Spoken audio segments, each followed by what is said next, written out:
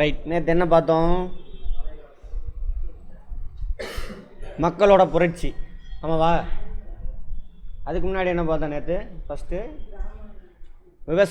விவசாயிகள் போராட்டம். என்னென்ன விவசாயிகள் போராட்டம்? பஞ்சாபா? ஃபஸ்ட் எடுத்தோன்னே இது சந்தால். சந்தால் ஏதோ ஒன்று, அதுதான் ஃபஸ்ட்டு. ஆமாவா? எந்த வருஷம்? ம் 56. அப்புறம் என்ன பார்த்தோம்? அது எங்கே நடந்துச்சு? எந்த ஏரியா அது? பீகார்.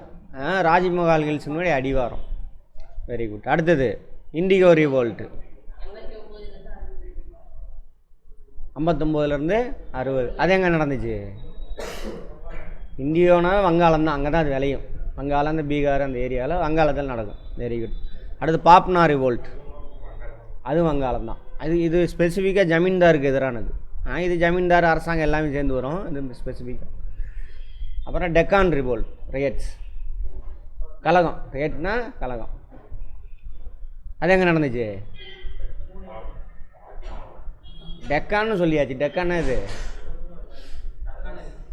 மகாராஷ்டிரா, பூனே அந்த ஏரியாவில் விவசாயிகள் தான் புரட்சி. அது பசி வறட்சி எல்லாமே. அடுத்து பஞ்சாப் இயக்கம் 1890லேருந்து 1900. அது போராட்டம்னு சொல்ல, மூமெண்ட்னு சொல்லி வச்சுருக்காங்க. மக்கள் தான் போராட்டம் தான் பண்ணுறாங்க, அது பெருசு பண்ணல அரசாங்கம். ஏன்னா இராணுவத்தில் நிறைய பேர் பஞ்சாபியர்கள் இருக்காங்க அப்படிங்கிறதுக்காக, பிரிட்டிஷ் இராணுவத்தில். அடுத்தது சம்பரன் சத்தியாகிரகா. இதில் யார் கலந்துக்குவா? காந்தி. இது எதுக்காக? என்ன விவசாயிகள் அவங்க அதே தான், இண்டிகோ தான், உரி தான். அடுத்தது கேதா சத்தியாகிரகா. அது எங்கே நடக்குது? கேதா குஜராத்தில். அது விவசாயிகள், குஜராத் ரீஜன்.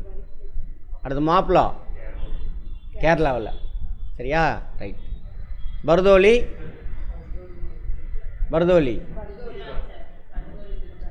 இந்த 4 எதில் வந்து காந்தி கலந்துக்குவார்? பர்தோலியில் அவர் கலந்துக்க மாட்டார்.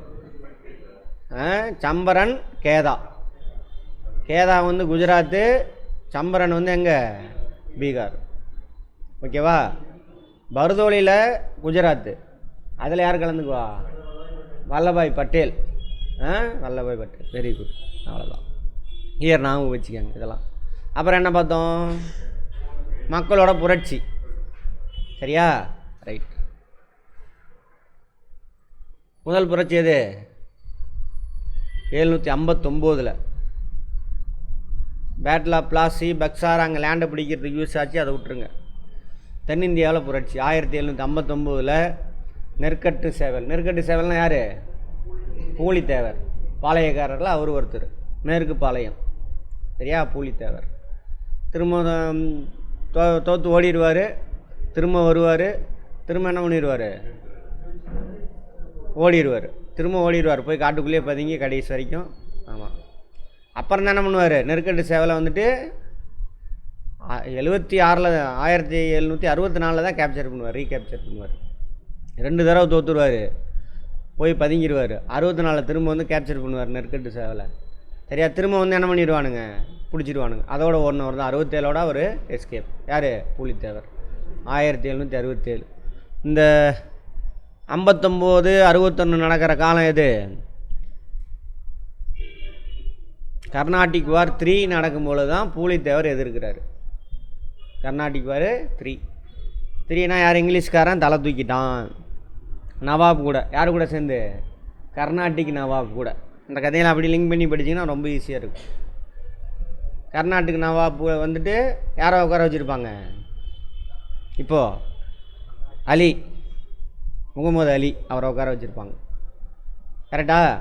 அவரோட சப்போர்ட்டு ப்ளஸ்ஸு பிரிட்டிஷ்காரன் வந்து அட்டாக் பண்ணுறான். எங்கே? நெற்கட்டும் சேவலை. அவர் எஸ்கேப் ஆகிடுறாரு. ஓகேவா? 61 வரைக்குமே அதுதான். ரைட். இங்கே ஜெயிச்சிட்டே இருக்கான். கர்நாடிக் வார் 3ல் இங்கிலீஷ்காரன் ஜெயிச்சிட்டே இருக்கான். அதெல்லாம் பார்த்துட்டு கிளாஸ் திரும்ப பார்த்தீங்கன்னா ஞாபகம் வந்துடும். ரைட். அப்புறம் ஆங்கிலோ மைசூர் வார் ஒன்று நடந்துக்கிட்டு இருக்கும்பொழுது எது நடக்குது, திரும்பவும் கேப்சர் பண்ணுவாங்க, அவர் எஸ்கேப் போயிடுவார். ஆங்கிலோ மைசூர் வார் ஸ்டார்ட் ஆகுது. அப்போ திரும்ப என்ன பண்ணுறாங்க, நெற்கட்டு சேவலை கேப்சர் பண்ணுவாங்க. அந்த பக்கம் ஆங்கிலோ மைசூர்காரங்க கூட சண்டை நடந்துக்கிட்டு இருக்கும்பொழுது எங்கே அடிக்கிறான், இதுவும் பக்கம் தானே. மைசூர்னா எங்கே, திண்டுக்கல் எல்லாமே அவங்க கண்ட்ரோலில் தானே இருக்குது அது வரைக்கும். அப்புறம் வேறு என்ன இருக்குது, அடுத்தது கட்டபொம்மன் வராரு. 1798 தான் அவர் வந்துட்டு பிரச்சனை கட்ட மாட்டேன், அந்த பிரச்சனைலாம் நடக்கும். அவங்க அவைக்கு கூப்பிட்றது, இவர் போகிறது வர்றது எல்லாமே பார்த்தோமா. அதுக்கப்புறம் கட்டபொம்மனை தோக்கடித்து எங்கே தூக்கில் போடுறாங்க, கயத்தாரில் 1799. அப்போ ஆங்கிலோ மைசூர் வார் எத்தனை நடக்குது, 4வது நடக்கலை. ஒரே நாளில் முடிஞ்சு ஒரு நாள் தான் எனக்கு தெரிஞ்சு. போய் கோட்டையை கைப்பற்றிடுவானுங்க, முடிஞ்சு போச்சு கதை. அப்போ என்ன பண்ணுறானுங்க, அங்கே மைசூரில் அடிக்கிறான். அதேமாதிரி இங்கே என்ன பண்ணுறான், கட்டபொம்மனை தூக்கில் போடுறான் கயத்தாரில். அப்புறம் 801 மருது சகோதரர்கள் தென்னிந்திய புரட்சி கொண்டுட்டு வராங்க. எதனால், கட்டபொம்மனை தூக்கில் போட்டது. அப்புறம் இன்னும் நிறைய விஷயம், உள்நாட்டு விஷயத்தில் தலையிடுறது. அப்புறம் கட்டபொம்மனோட அண்ணன் தம்பிங்களுக்கு இவங்க அடைக்கலம் கொடுப்பாங்க, யார், மருது சகோதரர்கள். அதை எதிர்த்து எல்லாம் நடக்குது பிரச்சனை. அப்போ எல்லாத்தையும் கூட்டு சேர்க்க ட்ரை பண்ணுறாங்க, ஒன்றும் வேலைக்கு ஆகாது, காலி பண்ணிடுவானுங்க. அடுத்து வேறு என்ன நடக்குது, அடுத்து தீரன் சின்னமலை. அது 805. தீரன் சின்னமலை இங்கே கோயம்புத்தூர் அட்டாக் பண்ணலான்னு பார்க்குறாரு, பிடிச்சி என்ன பண்ணிடுவானுங்க, தூக்கில் போட்டுருவானுங்க. 805 சங்ககிரி கோட்டையில் தூக்கில் போட்டுருவானுங்க. அதுக்கப்புறம் நடந்தது தான் எது, ஆங்கிலோ மராத்தா வார். அதே டைமில் நடக்குது. தீரன் சின்னமலையை தூக்கில் போடும்பொழுது ஆங்கிலோ மராத்தா வார் 2 நடக்குது. ஓகேவா. ஆங்கிலோ மராத்தா வார் 2 முடிஞ்சோடனே என்ன நடக்குது, வேலூர் புரட்சி. வேலூர் புரட்சி கொஞ்சம் ஃபஸ்ட்டு ஒரு மாதிரி தான் இருக்கும், பார்க்க என்ன வரும், ஈஸியாகிடும் வேலூர் புரட்சி. அப்புறம் ஆங்கிலோ மராத்தா வார் 2. அப்புறம் இந்த கதையெல்லாம் இதெல்லாம் முன்னாடி பார்த்தாச்சு. 2க்கு அப்புறம் தான் என்ன நடக்குது, சந்தல் ரிபல்லியன் நடக்குது. சந்தல் ரிபல்லியன் முடிஞ்சவொடனே ரிவோல்ட் 1857 நடக்குது. நம்ம பார்க்க போகிறோம் ரிவோல்ட்டு 1857. அதுக்கப்புறம் இண்டிகோ ரிவோல்ட்டு, பாபனா ரிவோல்ட்டு, இதெல்லாமே 1857க்கு அப்புறம் தான் நடக்குது. 1857க்கு அப்புறம் இந்தியன் கவர்மெண்ட் யார் ரன் பண்ணுவாங்க, ஈஸ்ட் இந்தியா கம்பெனி கிடையாது. யார் ரன் பண்ணுவாங்க, பிரிட்டிஷ் கவர்மெண்ட்டே எடுத்துக்குவோம். பிரிட்டிஷ் கவர்மெண்ட் காலத்தில் தான் இந்த போராட்டம்லாம் நடக்கும். 1 2 3 4 இதெல்லாம் 20th செஞ்சுரியில் நடக்கிறது. 7 போராட்டம் பிரிட்டிஷ் ஆட்சி நடக்கும் பொழுது. ஈஸ்ட் இந்தியா இருக்கும் பொழுது ஒரே ஒரு விவசாயிகள் போராட்டம் தான். எது, சந்தல் ரிபல்லியன். கரெக்டா, சந்தல் ரிபல்லியன். ரைட். இப்போ 1857 தான் பார்க்க போகிறோம். 1857 என்ன சார் நடக்கும் அப்படின்னா, 1857க்கு முன்னாடி நடந்த 2-3 விஷயங்கள். இப்போ வந்து டல்ஹௌசி ஆட்சிக்கு வருவார். யார் வருவாங்க, டல்ஹௌசி.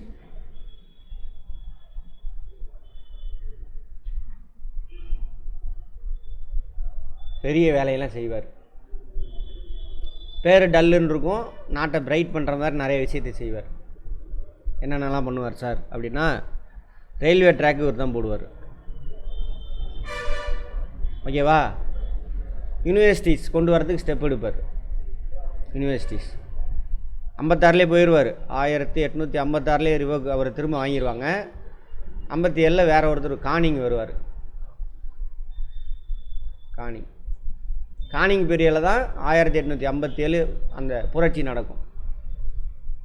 பட் அதுக்கு மூல காரணம் யார், இவர் கிடையாது. அதெல்லாம் நடக்கிறதுக்கு டல்ஹௌசி தான் காரணம். சரி, இதெல்லாம் காரணம் கிடையாது. இவர் செஞ்ச விஷயத்தெல்லாம் தெரிஞ்சுக்கங்க. முக்கியமான ரயில்வே கொண்டுட்டு வருவார். யூனிவர்சிட்டிஸ் இருக்கு இல்லையா, டெல்லின்ற பெங்கால், கொல்கத்தா யூனிவர்சிட்டி, மெட்ராஸ் யூனிவர்சிட்டி, மும்பை யூனிவர்சிட்டிலாம் அவர் தான் கொண்டுட்டு வருவார். அப்புறம் ரூர்க்கியில் முதல்ல ஒரு என்ஜினியரிங் காலேஜ் கொண்டு வருவார்.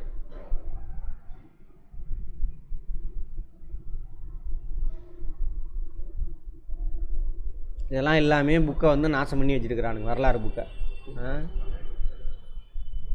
அப்புறம் என்ஜினியரிங் காலேஜ், இதுதான் முதல் என்ஜினியரிங் காலேஜ். ஒரு பீரியடில் தான் வரும். அடுத்தது இதெல்லாம் பண்ணுவார். அப்புறம் போஸ்ட் ஆஃபீஸ் இருக்குல்ல, இப்போ இருக்குல்ல செட்டப்பு, அதை இவர் தான் கொண்டுட்டு வருவார்.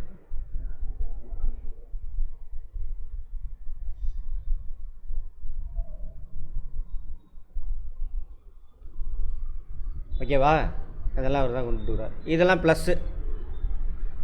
எதுக்கு ரயில்வே போட்டார்? ரயில்வே ட்ராக்லாம் பாருங்கள், எப்பயுமே போர்ட்டு கூட கனெக்ட் ஆகிருக்கும். போர்ட்டு இருக்குல்ல, அங்கே கனெக்ட் ஆகிருக்கும். ஏன்னா போர்ட்டு வழியாக தான் என்ன ஆகும், பொருள்லாம் ஏற்றுமதி இறக்குமதி பண்ண முடியும். அப்போ அவன் நாட்டில் உற்பத்தி செஞ்ச பொருளை இங்கே கொண்டு வந்து சேல் பண்ணணும். இங்கே கிடைச்ச ரா மெட்டீரியல் அவன் நாட்டுக்கு எடுத்துகிட்டு போகணும். அதுக்கு எதுவும் ரொம்ப முக்கியம், போர்ட், துறைமுகங்கள் முக்கியம். அப்போ அவன் அங்கே நாட்டிலேருந்து கொண்டு வந்த பொருள்லாம் உள்ளே கொண்டு வந்து நம்ம மக்கள்கிட்ட வைக்கணும்ல.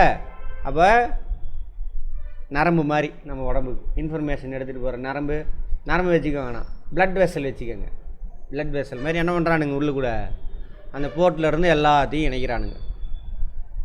எது மூலிமா இணைக்கிறான்? ரயில்வே ட்ராக் மூலிமா இணைக்கிறான். அவன் காலத்தில் போடப்பட்ட ரயில்வே ட்ராக் தான் இப்போ வரைக்கும். அப்போ என்ன ஆகும், அவன் பொருள் நல்லா சேல் ஆகும். இங்கேருந்து கம்மி ரேட்டுக்கு ரா மெட்டீரியல் கிடைக்கும். அப்போ கொள்ள இல்லாமல் சம்பாதிக்கலாம். யார்?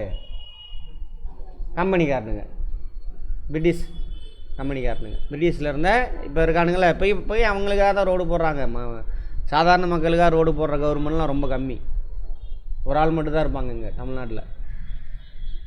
வேற எல்லாம் சாதாரண மனுஷனுக்கெலாம் ரோடு போடுறதில்ல, போட மாட்டான், போட்டிருக்க மாட்டான். கார்பரேட்டுக்கு என்ன தேவையை செஞ்சு கொடுப்பானுங்க. இந்த வேலையெல்லாம் செய்கிறார் யார்? டல்ஹௌசி. அதேமாதிரி கம்யூனிகேஷன், எங்கே எந்த பொருள் வேணும், என்ன வேணும், அதுக்கெல்லாம் என்ன வேணும்? போஸ்ட் ஆஃபீஸ் வேணும். இந்த ரயில்வே ட்ராக் இதெல்லாம் போகணுன்னா என்ன வேணும்? கல்வி அறிவுலாம் வேணும்.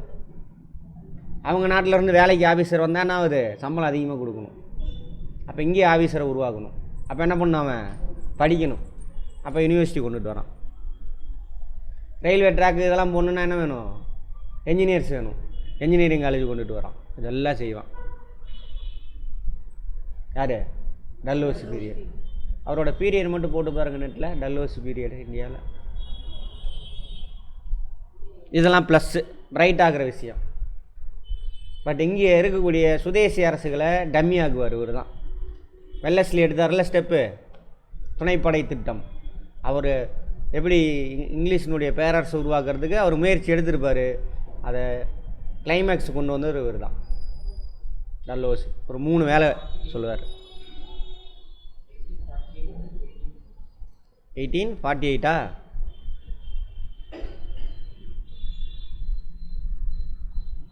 56. ரிவோல்ட் எப்போ நடக்குது? 57. சரி, ஒரு 3 வேலை செய்வார்.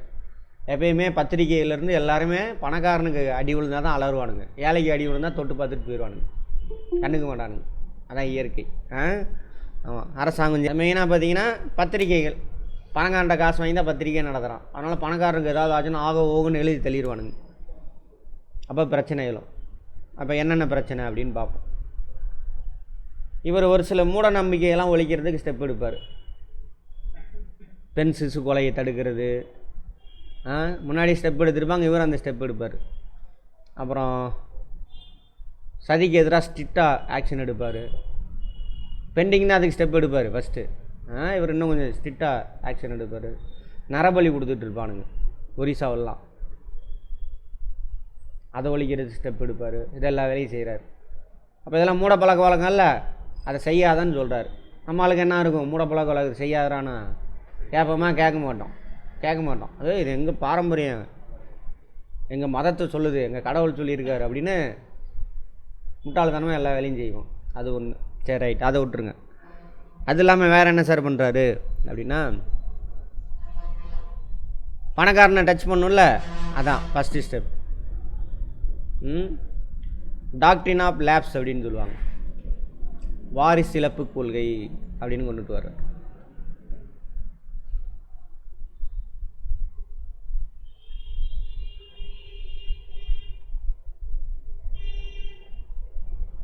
பற்றி முன்னாடி பார்த்துருக்கோம்ல, என்னது, அதாவது ராஜா இருக்கார், அவர் இறந்துட்டார்னா அவரோட முதல் பையன்தான் ஆட்சிக்கு வரணும். நிறையா ராஜாக்களுக்கு ஆண் குழந்தை பிறக்க மாட்டேங்குது. பெண் குழந்தை தான் பிறக்குது. ஏன்னா பெண் குழந்தை வேணாமானுங்க இந்த முட்டா பயிலுங்க, அதனாலே பெண் குழந்தையாக பிறக்குது. அப்போ என்ன ஆகுது, அடுத்து ராஜா இல்லை. அப்போ ராஜா என்ன பண்ணுவார், ஒரு ஆண் குழந்தையை தத்தெடுத்துக்குவார்.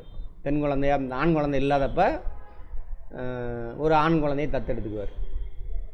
அப்புறம் அவர் இறந்தவொன்னே ஆண் குழந்தை ராஜாவாக மாறிடுவார். இது ப்ரொசீஜர் ரொம்ப காலமாக இருக்குது. அதை மாற்றுறாரு இவர். அந்த மாதிரி நீ என்ன பண்ணக்கூடாது, ஆண் குழந்தைய தத்தெடுத்துக்கூடாது. அப்படியே தத்தெடுத்துக்கிட்டாலும் என்கிட்ட பர்மிஷன் வாங்கணும். அப்படியே பர்மிஷன் வாங்கி நீ தத்தெடுத்துக்கிட்டாலும் உன்னோட சொத்துக்கு மட்டும்தான், அரண்மனை கஜானாவில் உள்ள பணத்துக்கு மட்டும்தான் நீ அவன் வாரிசு. சரியா? உன் நாட்டுக்கு நான் எடுத்துக்குவேன். யார் எடுத்துக்குவா? கம்பெனி கவர்மெண்ட் எடுத்துக்கும். அதான் ஃபஸ்ட்டு இது. இதனால் நிறைய பேர் நாட்டை இழந்துருவாங்க. அந்த ராஜாக்கள் தான் கோவப்பட்டு சண்டைக்கு வருவாங்க 1857 ஃபஸ்ட்டு இது. அப்புறம் இன்னொன்று கொண்டுட்டு வருவார். என்னென்னா திறமையற்ற நிர்வாகம். ஒழுங்காக நீ அரசாங்கம் உனக்கு நடத்த தெரியல, அதனால் என்ன பண்ணுறேன், லேக் ஆஃப் எஃபிஷியன்ட் அட்மினிஸ்ட்ரேஷன், அந்த மாதிரி ஒரு வார்த்தை ஏதோ ஒன்று வச்சுக்கோங்க. உனக்கு அரசாங்கம் ஒழுங்காக நடத்த தெரில, governing, lack of good governance, அப்படி அரசாங்கம் ஒழுங்காக நடத்த தெரில அப்படின்னு சொல்லிட்டு அதில் ஒரு 2-3 நாட்டை பிடிச்சிக்குவோம். சரியா? திறமையற்ற அரசாங்கம்.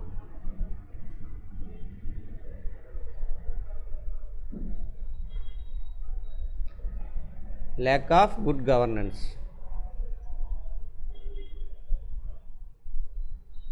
இன்றைக்கி வேறு லாக்டவுனு, எவ்வளோ நேரம் இருக்குதுன்னு தெரில லோடு.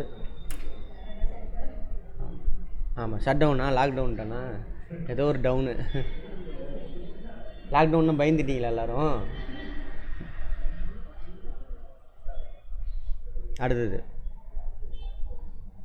3வது என்ன பண்ணுவார், போய் நாட்டை பிடிக்கிறது, பக்கத்து நாட்டை சண்டை போட்டு பிடிக்கிறது. அந்த மாதிரி ஆப்கானிஸ்தானுக்கெலாம் போவார், படையை அனுப்பி விடுவார். ஆப்கானிஸ்தானில் போனால் ஒரு ஆணி அங்கே பறிக்கவே முடியாது. அவன் பயங்கரமான ஆளுங்க, அதுமெல்லாம் மோசமான டெரைன் அது. இப்போ நவீன காலத்துலேயே யாரால் ஜெயிக்க முடியல, யூஎஸ்ஏனால் ஜெயிக்க முடியல. அதெல்லாம் பண்ணுவார். ஆனால் பர்மா கிருமாலாம் ஓரளவுக்கு பிடிப்பார்னு வச்சுப்பாங்க. இப்படி 3 மெத்தடில் இருப்பார். இப்போ ஒன்று இந்த மாதிரி ஆண் வாரிசு இல்லைன்னா சொத்தை பறிச்சிக்கிறது, நாட்டை பறிச்சிக்கிறது, திறமையற்ற அரசாங்கம்னு சொல்லிட்டு நாட்டை பிடிக்கிறது, அடுத்தது சண்டை போட்டு பிடிக்கிறது. இதை 3 ஃபாலோ பண்ணுவார். சரியா? இது பண்ணுவார். அடுத்தது இதெல்லாம் நடக்கும். இதெல்லாம் தான் காரணம், முக்கியமான காரணம். ஒன்று என்னது, உன்னோட மூடப்பழக்க வழக்கத்தில் கை வைக்கிறாரு. அடுத்து இந்த ரயில்வே ட்ராக் போகிறதுக்குலாம் என்ன பண்ணுவாங்க, போயிட்டு காட்டெல்லாம் அழிப்பாங்க. அப்போ அந்த பழங்குடியின மக்கள் அவங்களாம் கோபத்துக்கு வருவாங்க. 2 இப்போ மக்கள் இதெல்லாம் கோபத்தில் இருக்காங்க, கொந்தளிப்பில். அடுத்து 3வது பார்த்தீங்கன்னாக்கா இந்த மாதிரி ராஜாக்களோட நாட்டை பிடிங்கிறது. இப்போ ராஜாக்கள்லாம் கோபத்தில் இருக்கு. ராஜாவை டச் பண்ணுற வரைக்கும் பிரச்சனை இல்லை. ஏன்னா நம்மளால் எப்பயுமே எப்படி, நமக்கு பிரச்சனை நம்ம இறங்கி போராடலான்டான்னு இறங்க மாட்டான். நம்மளால் தலைவன் ஒருத்தர் இருக்கணும், அவன் பின்னாடி போய் ஒட்டிக்கணும். இப்போ வரைக்கும் மென்டாலிட்டி அதுதான். நம்ம தானே தலைவனை தேடிக்கிட்டே இருப்பான். ஒவ்வொருத்தனும் அவன் பிரச்சனையை தீர்க்கலாம். இந்த நேற்று கூட அந்த படத்தை கேட்டேன், தான் கதையை கேட்டேன் உங்கள்கிட்ட.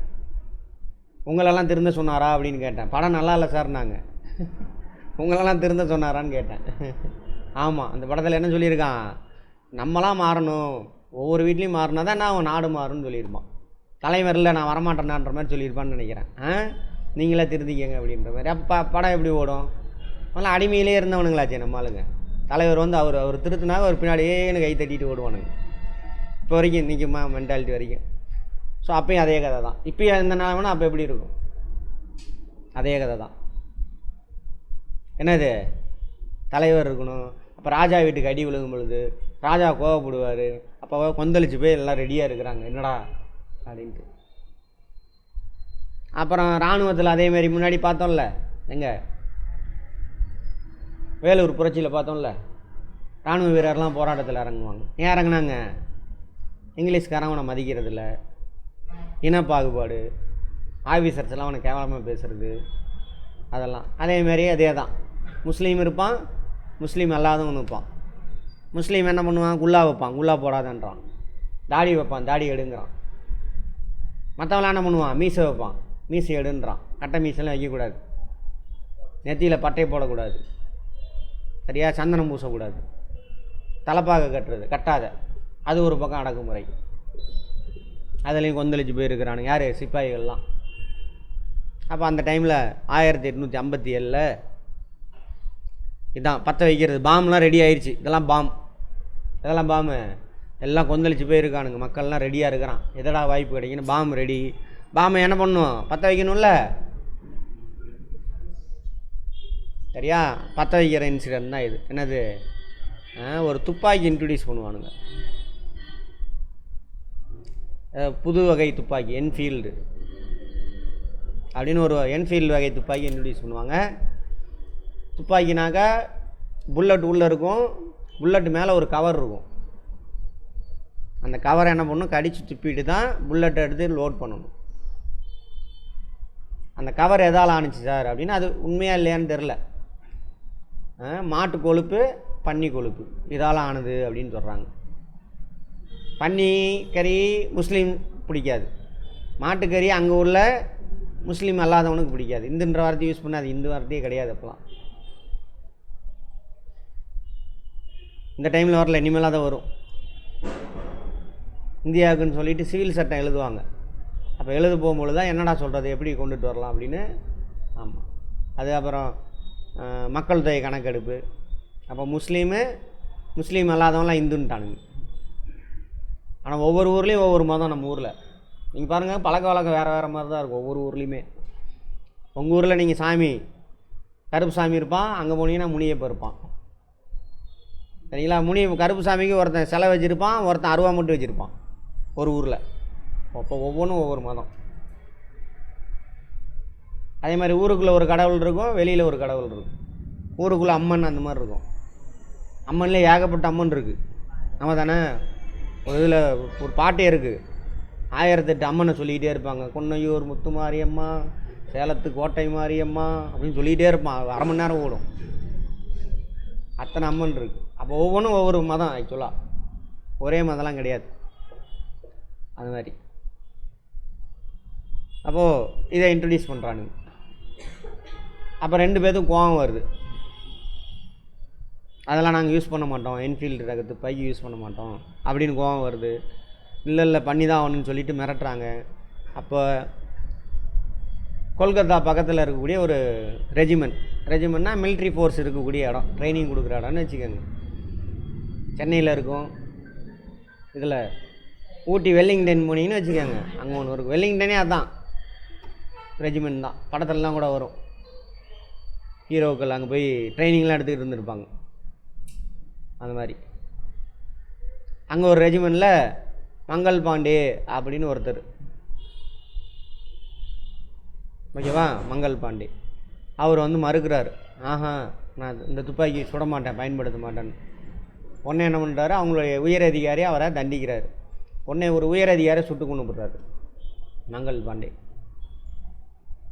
சுட்டு கொண்டதுக்கப்புறம் பிரச்சனை பெருசாகி அவர் மேலே மிலிட்ரி விசாரணை நடத்தி அவரை தூக்கில் போட்டுறாங்க. யாரை? மங்கள் பாண்டே. இந்த விஷயம் வட இந்தியா முழுவதும் பரவுது. எங்கள் மிலிட்ரி ரெஜிமெண்ட்டில் மக்களுக்கு பரவலை, மிலிட்ரிக்காரனுக்குள்ளே தெரிய வருது விஷயம். இந்த மாதிரி ஒரு மிலிட்ரியை என்ன பண்ணிடுச்சு, கொண்டுட்டாங்க அப்படின்னு. அது பரவணுன்னே அங்கே வட இந்தியாவில் இருந்த அந்த மிலிட்ரி கேம்ப்லாம் இருக்குல்ல, அங்கெல்லாம் வந்து அந்த மிலிட்ரிக்காரங்க சிப்பாய்கள் கலவரத்தில் ஈடுபடுறாங்க. உயர் அதிகாரிகள் வெள்ளைக்காரன்லாம் சுட்டு தள்ளுறானுங்க. அப்புறம் எங்கெங்கெல்லாம் வெள்ளைக்காரன் தெருவில் தென்பண்றானோ எல்லாத்தையும் சுட்டு தள்ளுறானுங்க. இது தெரிஞ்ச உடனே எந்தெந்த ராஜாவோட லேண்டெல்லாம் பிடிங்கிட்டான் அந்த ராஜாவுக்குலாம் நியூஸ் போகுது. அடாடா, மிலிட்ரிக்காரனே போராட்டத்தில் இறங்கிட்டான், சூப்பர்ரா, இதுதான் நமக்கு செம சான்ஸுன்ட்டு அந்தந்த ஏரியாவில் என்ன பண்ணுவானுங்க, எல்லோரும் கலவரத்தில் ஈடுபடுவாங்க. அந்த ராஜாவோட தலைமையில், எந்த ராஜா பாதிக்கப்பட்டானோ அந்த ராஜா தலைமையில் மக்களை தூண்டி விட்டு போராட்டம், கலவரம் வெடிக்குது. அப்புறம் சுதாரிச்சுக்கிட்ட பிரிட்டிஷ் கவர்மெண்ட்டு, அதுலேயுமே இந்தியன் மிலிட்ரியில், பிரிட்டிஷ் கவர்மெண்ட்டில் இருந்த மிலிட்ரியில் வந்து இந்தியர்கள் தான் இருந்தானுங்க. இந்த கூர்காக்கள் அவங்களாம் நிறைய பேர் இருப்பாங்க.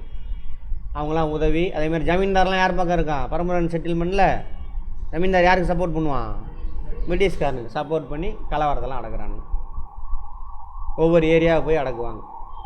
57 ஆரம்பித்த கலவரம் 58 அடக்கிடுவாங்க. 1857 ஆரம்பித்த கலவரம் 1958 அடக்கிடுவாங்க. அப்போ ஒவ்வொரு ஏரியாவுக்கு போய் கலவரத்தை அடக்கும். கலவரம் நடந்த ஏரியாவை பார்க்கணுமா? எங்கப்பா மேப்பு? இந்த ஏரியா தான் நடக்குது. இந்த பாரக்பூர் இங்கெல்லாம். அப்போ ஒவ்வொரு ஏரியாவுக்கு போய் ஜான்சி கீன்சி குவாலியர் அங்கங்கே உள்ள மக்கள் அவங்களாம் தான் பாதிக்கப்பட்டிருப்பாங்க. அந்த ஏரியாவில் போய் ஒரு படை இராணுவ படை போய் அடக்கும். அதுக்கு ஒருத்தர் தளபதியாக இருந்திருப்பாங்க. கேட்பாங்க, இப்போ ஜான்சியில் யார் தலைமை ஏற்று கலவரம் பண்ணது,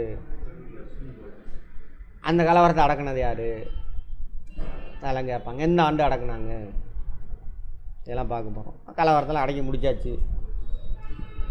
அடக்கி முடித்த உடனே அது வரைக்கும் அங்கே இங்கிலாந்தில் +1 +2 புக்கு படிக்கிறப்ப இதெல்லாம் இருக்கும். சரியா? நம்ம குரூப் 1 எழுதுகிறோம், குரூப் 2 எழுதுகிறோம். +1 +2 ஹிஸ்ட்ரி, ஜியாகிரஃபி, எக்கனாமிக்ஸ் விட்ருங்க, போதும். நான் நடத்தினதே போதும். History, economics, civics 3 படித்தாகணும். படிச்சிங்கன்னா தான் ஈஸி. அது அப்புறம் கரண்ட் அஃபேர் அப்டேட் பண்ணால் முடிஞ்சுது. அதையும் சேர்த்து நடத்திட்டேன். ஃபேக்ட் மட்டும் தான் மிஸ் ஆகிருக்கும். கான்செப்டெல்லாம் எல்லாமே சொல்லிட்டேன். இது ரிலேட்டடான புக் எடுத்து அது +1 +2 படிச்சிங்க அப்படின்னாக்கா அப்படியே இருக்கும். அதுக்கு தனியாக கிளாஸ் தேவையில்லை. அப்போது கலவரத்தெல்லாம் அடைக்கினதுக்கப்புறம் அங்கே இங்கிலாந்தில் இந்தியாவில் யார் ஆட்சி செய்கிறா? East India company. ஒரு கம்பெனி. இவனை மாதிரி நிறைய கம்பெனி இருப்பான்ல. இப்போ அதானி, அம்பானி, டாட்டா இவங்களாம் இருக்காங்களா? 3 பேரும் போய் ஆப்பிரிக்காவில் பிஸ்னஸ் பண்ணுறானுங்க. அதில் டாட்டா மட்டும் என்ன பண்ணுறான்? நாட்டையே ஆட்சி செய்கிறான். அப்போ அதானிக்கு அம்பானிக்கு என்ன ஆகும்? வயிற்றுச்சல் இருக்கும்ல. அவனுங்க இங்கே மோடிக்கிட்டேயோ பிரைம் மினிஸ்டர்கிட்ட சொல்லுவாங்க, அப்போ அங்கே பாரு கொள்ளையடிக்கிறான்ட்டு. இப்போ அது வரைக்கும் வெயிட் பண்ணிகிட்டே இருப்பாங்க. 1853 கடைசி பட்டய சட்டம் கொடுத்துருப்பாங்க, சார்ட்டர்ட் ஆக்ட். இன்னொரு 20 வருஷம் கண்டினியூ ஆகுது. அப்போ டைம் கூட சொல்லியிருக்க மாட்டாங்க. 53 எப்போ வேணாலும் பறிச்சிடலாம் அப்படின்னு சொல்லிட்டு கொடுத்துருப்பாங்க.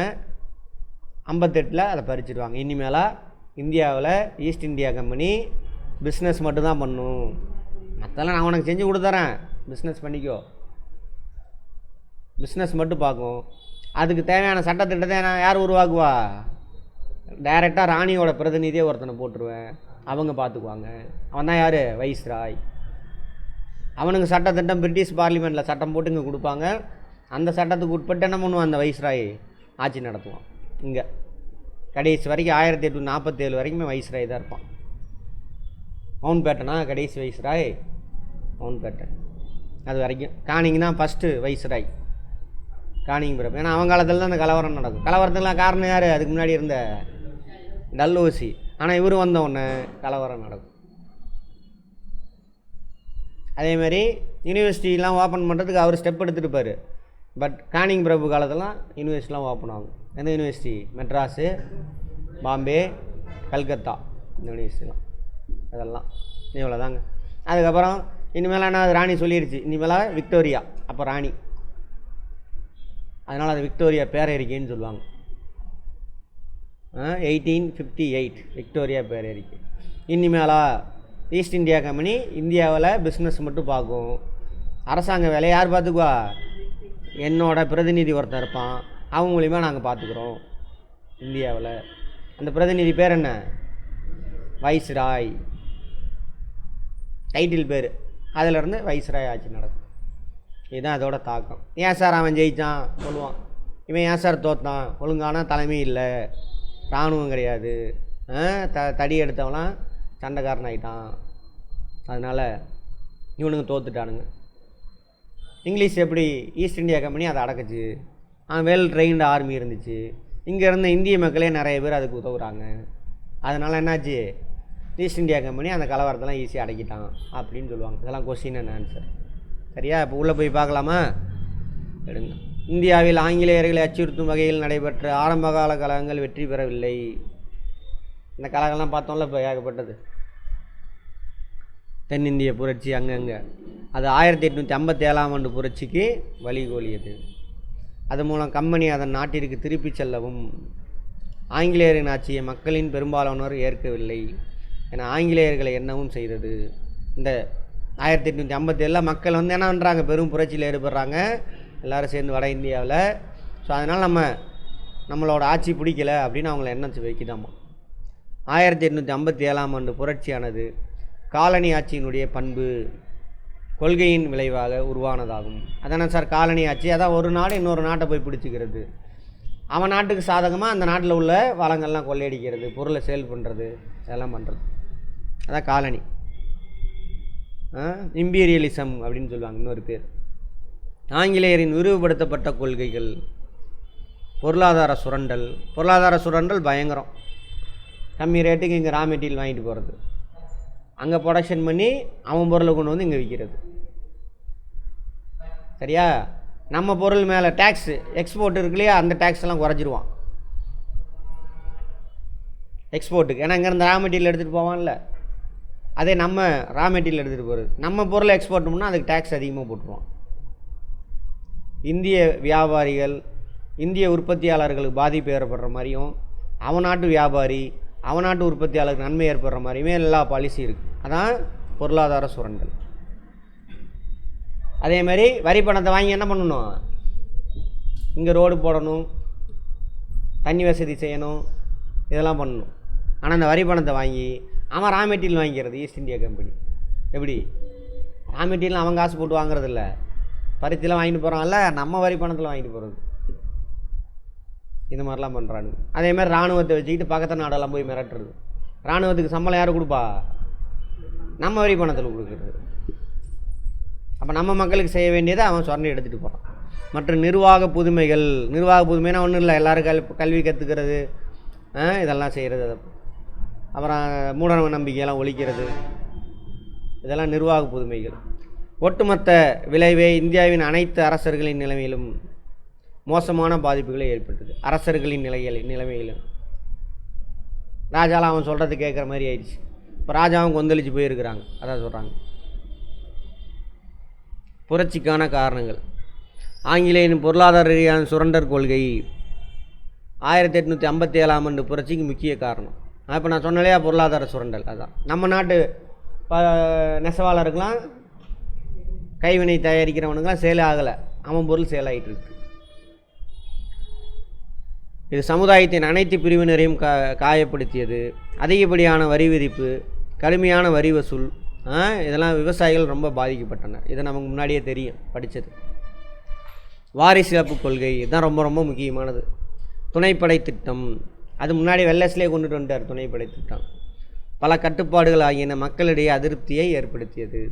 இந்த முறையற்ற வகையில் அயோத்தியை இணைத்ததும்.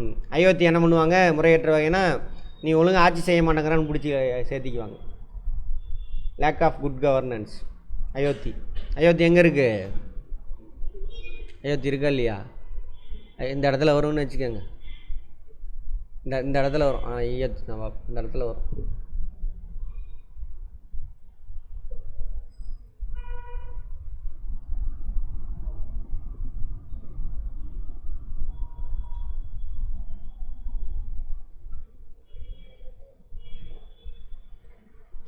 கிறிஸ்தவ சமய பரப்பு குழுவினரின் மதமாற்ற நடவடிக்கையில் மக்களால் அச்சத்துடனும் சந்தேகத்துடனும் பார்க்கப்பட்டது. மக்கள்லாம் அச்சப்படல, ஒரு குரூப் அச்சப்பட்டாங்க. மக்கள்லாம் விரும்பி தான் போய் சேர்ந்துக்கிட்டான். அப்புறம் அவனுக்கு வேலை செய்ய ஆள் இருக்க மாட்டீங்கல்ல, அதனால் அவன் பயந்தான். ஆமாம். மேலும் சமய தலைவர்கள் மற்றும் இஸ்லாமிய சமய அறிஞர்கள் ஆங்கில ஆட்சிக்கு எதிராக அதிருப்தியை வெளிப்படுத்தினர். அவன் ஒன்றும் பண்ணல, வந்து என்ன பண்ணுறான்? பெரும்பாலும் நடந்தது, நீ வா எல்லாத்திட்டையும் சாமி கடைசி வரைக்கும் போய் சாமியை தொட்டு கும்பிடு, கோயிலுக்குள்ளே வா அப்படின்றான். எல்லோரும் மனுஷனாக பார்க்குறான். அதனால் எங்கே இருப்பாங்க மக்கள்? இங்கே இருந்தீங்கன்னா என்ன ஆகும்? உன் ஜாதி அங்கே மட்டும் இரு, அப்படியே ஜாதிய கட்டமைப்பு. அதனால தான் பாருங்கள், பிராமணன் அல்லாத எல்லா ஜாதியிலேருந்தும் கிறிஸ்தவமாக மாறி இருப்பான். எடுத்து பாருங்கள். பிராமணர் அல்லாத எல்லா ஜாதியிலேருந்து கிறிஸ்தவ மதத்துக்கு மாறி இருப்பாங்க. எடுத்து பாருங்கள். அங்கேயும் போய் அந்த பிரச்சனை, சரி அதெல்லாம் பேச வேண்டாம் நம்ம. இங்கே ஜாதி கட்டமைப்பு இருக்குன்னு அங்கே போகிறாங்க, அங்கே போய் ஜாதியை பிடிச்சி தூங்கிட்டே இருக்காங்க. எங்கே? வேறு மதத்துக்கு போயிட்டோம். ஆமாம். சரி, அடுத்தது சதி ஒழிப்பு பார்த்தோம் இல்லையா? சதி ஒழிப்பு, பெண் சிசு கொலை ஒழிப்பு, விதவை மறுமணம். விதவை மறுமணம் ரொம்ப இதாக பண்ணுறானுங்க. பெண் கல்விக்கான ஆதரவு போன்ற எல்லாமே பெண் சம்மந்தப்பட்டது. ஆங்கிலேயர் நடவடிக்கை இந்தியர்களின் கலாச்சாரத்தில் ஐரோப்பியர்கள் தலையிடுவதாக கருதப்பட்டது. இதெல்லாம் இந்திய தலைவர்கள் அந்த ஐரோப்பிய ஆட்சியாளர்கள்ட்ட சொல்லி மாற்றினது இது எல்லாமே. இருந்தாலும் ஐரோப்பியர் மேலே கோவம், ஐயா என்னடா பெண்ணெல்லாம் படிக்க சொல்கிறானுங்க அப்படின்ட்டு. அதான் சொல்லியிருப்பேன், நம்ம பேர் ஜோதிபாபுலோட மனைவி பேர் என்ன, சாவித்திரி. மகாராஷ்டிராவில் அந்த அம்மா என்ன பண்ணுது, இதை பற்றி நிறைய பார்ப்போம் பின்னாடி. அவர் ஜோதிபாபுலே பெண்களுக்கு ஒரு ஸ்கூல் ஆரம்பித்து பெண்கள்லாம் வந்து படிங்கன்னு சொல்கிறாரு. அந்த ஸ்கூலில் இந்த அம்மா வந்து வாத்தியார், டீச்சர், முதல் டீச்சர் இந்த அம்மா தான். ஸ்கூலுக்கு போகுமாமா, போகிற வழியில் இந்த இவங்க ஏரியாவில் உள்ள பெண்கள்லாம் சாணியை கரைச்சி அந்த அம்மா மேலே ஊற்றி விட்ருவாங்களாமா. பெண்ணு படிக்கக்கூடாதுன்னு யார் சொல்கிறா, பெண்ணாலேயே அதை இம்ப்ளிமெண்ட் பண்ணியிருக்கானுங்க. யார் பேரை சொல்லி, கடவுள் மனுஸ்மிருதியை சொல்லி. அந்தளவுக்கு முட்டாளாக இருந்திருக்கோம் நம்ம. அப்படி அதேமாரி பெண்கள்லாம் சேர்ந்து தான் என்ன பண்ணுவாங்களாம், விதவை வீட்டுக்காரன் செத்து போயிட்டானாக்கா கை காலை கட்டி பெண்கள்லாம் சொல்லி நீ இறந்துரு அதான் புண்ணியம் அப்படி இப்படின்னு சொல்லுவாங்க. அதையும் கேட்கலன்னா கை காலை கட்டி தூக்கி எறிஞ்சிருவாங்க. அதையும் மீறி அந்த அம்மா எந்திரிச்சு வந்துச்சுன்னா கட்டை எடுத்து அடிக்கிறது, இந்த பெண்களே சேர்ந்து தான் அடிக்கிறது. எப்படி இருந்துருக்கு பாருங்க கொடுமை. 100 வருஷத்துக்கு முன்னாடி இருந்துருக்கு, ரொம்ப காலம்லாம் இல்லை. இது ஒரு சமூகமா எப்படி இருக்குது பாருங்க. என்னம்மா நினச்சி பார்க்குறீங்களா, ஐயோ எப்படிலாம் இருந்தால் எப்படி இருக்குன்னு. அந்த மாதிரி அதெல்லாம் மாற்றுறானுங்க. அடுத்தது, இந்திய சிப்பாய்கள் ஆங்கில அதிகாரிகளால் தாழ்வாகவும் அவமரியாதையும் நடத்தப்பட்டான். முன்னாடி பேசியாச்சு இந்த கதையெல்லாம். ஆங்கில வீரர்கள் காட்டில் இந்திய வீரர்கள் குறைவான ஊதியம் பெற்றனர், சம்பளம் கம்மி தான் நம்ம ஆளுங்களுக்கு. மேலும் இராணுவ பதவி உயர்வுகள் அனைத்தும் இந்திய வீரர்களுக்கு மறுக்கப்பட்டு, பதவி ஒரு லெவலுக்கு மேலே போக முடியாது. சோல்ஜர் ஹவில்தார் வரைக்கும் போகலாம், ஆஃபீஸர் ரேங்க் போக முடியாது. திறமை இருக்கும் ஆனால் ஆஃபீஸர் ரேங்க் போக முடியாது. இப்போயும் அதே கதை தான் இருக்குது. ஒரு குரூப் மட்டும்தான் ஆஃபீஸர் ரேங்க்லாம் உட்காந்துருக்குறான். நீங்களாம் போனீங்கன்னா சோல்ஜர் அது ஒரு லெவலுக்கு தாண்ட முடியாது. ஜென்ரல் எல்லாத்தையும் எடுத்து பாருங்கள், இது வரைக்கும் ஆர்மிலே, ஏர்ஃபோர்ஸில், நேவல் சீஃபாக இருந்த பேரில் எடுத்து பாருங்கள், 99% ஒரு குரூப்பு தான் இருக்குது. அப்போயாவது வெளிப்படையாக தெரிஞ்சுது, இப்போ வெளியில் தெரிய மாட்டாங்க. கேட்டால் நம்ம எல்லாம் இந்துக்கள் அப்படின்னு கதை விட்டுவானுங்க. சரி ரைட். அது மாதிரி இதெல்லாம் வந்து என்னது, மக்கள் மனசில் பாம். இதெல்லாம் ஒவ்வொரு பாம். இது இராணுவத்தில் உள்ள பாம்பு, இது மூட நம்பிக்கையில் வச்ச பாம்பு. அடுத்தது இது அந்த கிறிஸ்தவம் மத சம்பந்தமான ஒரு பாம்பு. 3 பாம்பு வந்துச்சா. அடுத்து 4வது ஆட்சியாளர்களுக்கு வச்ச பாம்பு. அடுத்து 5வது அவனுடைய பொருளாதார கொள்கை. மொத்தம் 5 பாம்பு ரெடியாக இருக்குது. சரியா, பற்ற வைக்கிறாங்க. இப்போ தான் இராணுவத்தில் அறிமுகப்படுத்தப்பட்ட என்ஃபீல்டு ரக துப்பாக்கி உடனடி காரணமாக இருந்தது. இந்த வகை துப்பாக்கியில் குண்டுகளை நிரப்புவதற்கு முன் அதன் மேலுறை காலிகேஸ் அப்படின்னு சொல்லுவாங்க, மேலுறை பற்களால் கடித்து இழுக்க வேண்டும். அதன் மேலுறையில் பசுவின் கொழுப்பு, பன்றியின் கொழுப்பு தடவப்பட்டிருந்தது. எனவே இதனை இந்திய சிப்பாய்கள் 2 பேரும் முஸ்லீம் அல்லாதவர் தங்கள் மத உணர்வை புண்படுத்துவதாக கருதினர். ஏனெனில் இந்துக்கள் முஸ்லீம்கள் அதெல்லாம் ஆகையால் இந்து முஸ்லீம் வீரர்கள் என்ஃபீல்டு துப்பாக்கியை பயன்படுத்த மறுத்து புரட்சியில் ஈடுபட்டனர். இவ்வாறு கொழுப்பு தடவப்பட்ட தோட்டாக்கள் புரட்சிக்கு அடிப்படை உடனடி காரணமாக இருந்துச்சு. கேட்பாங்க. மங்கள் பாண்டே 1857 மார்ச் 29 பாரக்பூர் கொல்கத்தா அருகில் இளம் சிப்பாய் பயன்படுத்த மறுத்து தனது உயர் அதிகாரியை சுட்டு கொல்லப்படுறாரு. அதனால் அவர் கைது செய்யப்பட்டு விசாரணைக்கு பின் தூக்கிலிடப்பட்டார். செய்தி பரவியதால் பல சிப்பாய்கள் புரட்சியில் ஈடுபட்டனர். வட இந்தியாவில் எங்கெங்கெல்லாம் அந்த ரெஜிமெண்ட் இருக்கோ அங்கெல்லாம் பிரச்சனையில் ஈடுபடுறாங்க.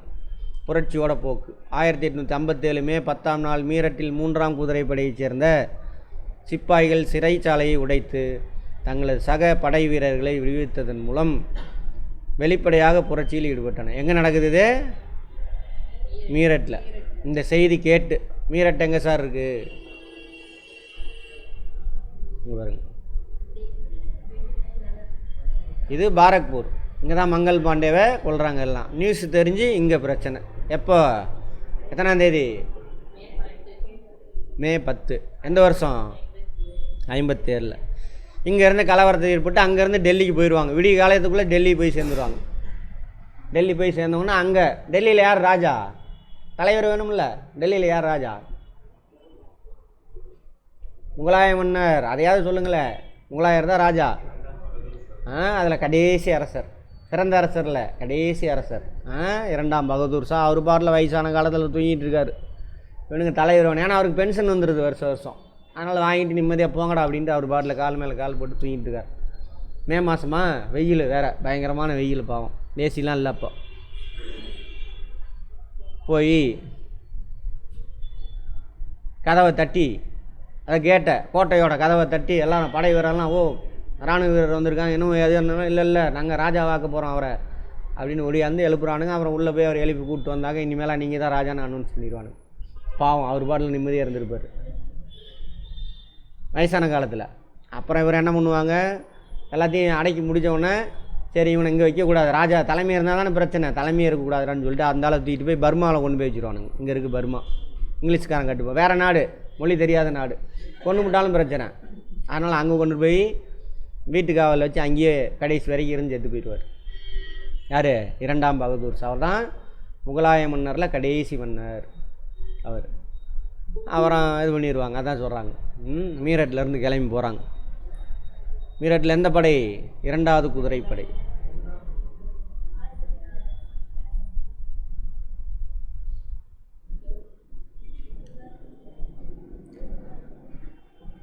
அவர்கள் உடனே 11வது மற்றும் 20வது உள்ளூர் காலாட்படையுடன் இணைந்தனர். மேலும் சிலர் ஆங்கில அலுவலர்களுக்கு கொலை செய்ததுடன் டெல்லிக்கு விரைந்தனர். டெல்லிக்கு வந்த மீரட் சிப்பாய்கள் மே 11ஆம் நாள் இரண்டாம் பகதூர் ஷாவை இந்தியாவின் பேரரசாக அறிவித்தனர். அடுத்த நாள் இன்றைக்கி நடக்குது, நைட்டில் நடக்குது, அடுத்த நாள் அங்கே போயிட்டானுங்க. அங்கேருந்து மீரட்லேருந்து டெல்லிக்கு வரானுங்க. அதன் மூலம் டெல்லி பெரும் புரட்சி மையமாகவும் பகதூர் ஷா அதன் அடையாளமாக விளங்கினார். கேட்பாங்க டெல்லியில் தலைமையேற்றவர் யாருன்னு கேட்பாங்க. 1857ஆம் ஆண்டு சிப்பாய் போரில் டெல்லியில் தலைமையேற்றவர் யாருன்னு? பகதூர் ஷா, இரண்டாம் பகதூர் ஷா. புரட்சி மிக வேகமாக பரவியது. லக்னோ, கான்பூர், ஜான்சி, ரேபரேலி, பீகார், பைசாபாத் மற்றும் வட இந்தியாவின் பல பகுதியில் கலகங்கள் ஏற்பட்டன.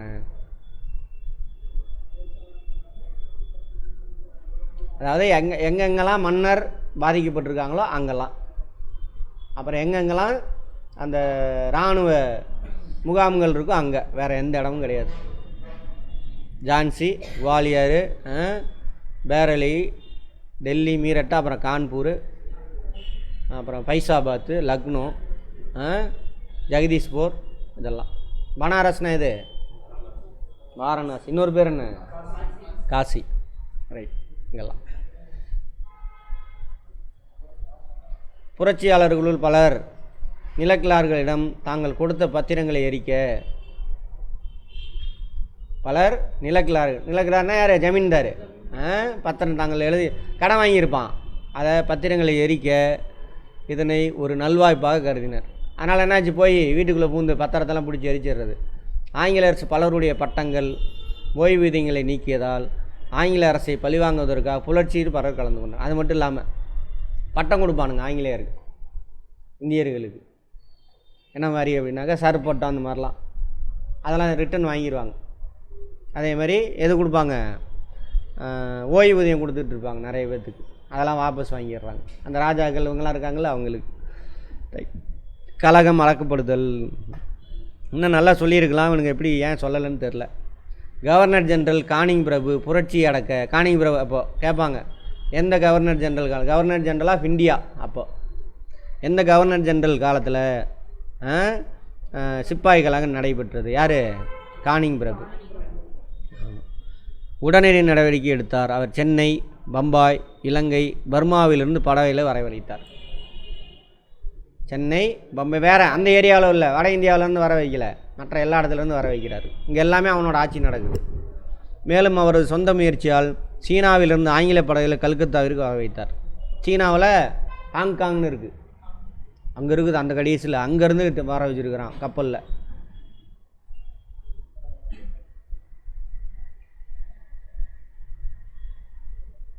இந்த இந்த இந்த இடத்துல இங்கேருந்து வந்திருக்கான்.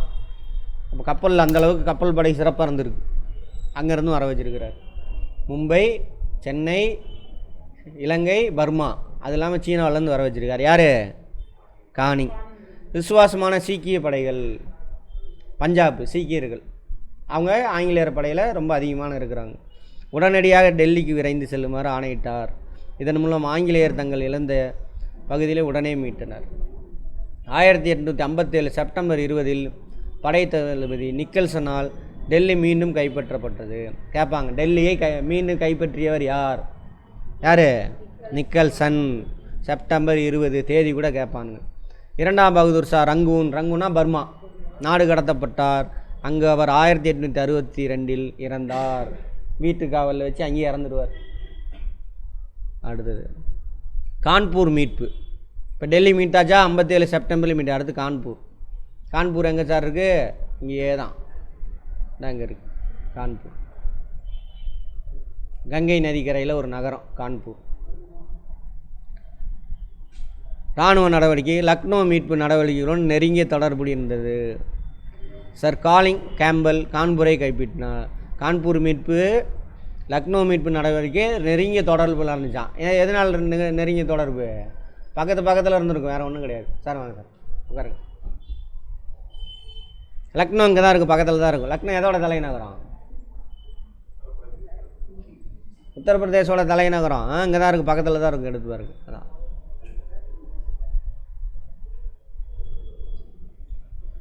கான்பூரில் புரட்சியை வழிநடத்தி சென்ற நானா சாஹிப் தோற்கடிக்கப்பட்டார். நானா சாஹிப் யார் சார்? கான்பூரில் அவர் தான் புரட்சி வழி நடத்திச்சார். தோற்ற நானா சாஹிப் நேபாளத்திற்கு தப்பி ஓடிட்டார். நானா சாஹிப் அவரது நெருங்கிய நண்பர் தந்தியா தோப். இவங்க 2 பேரும் தான் கான்பூரில் வந்துட்டு புரட்சியில் ஈடுபட்டிருப்பாங்க. நானா சாஹிப் எங்கே ஓடிட்டார்? நேபாளத்துக்கு ஓடிட்டார். தண்டியா தோப் என்ன பண்ணுவார்? இன்னும் விடக்கூடாது அப்படின்னு சொல்லிட்டு ஜான்சிக்கு ஓடி போயிடுவார். ஜான்சி ராணிக்கு ஹெல்ப் பண்ணலாம் அப்படின்னு சொல்லிட்டு அங்கே போயிடுவார்.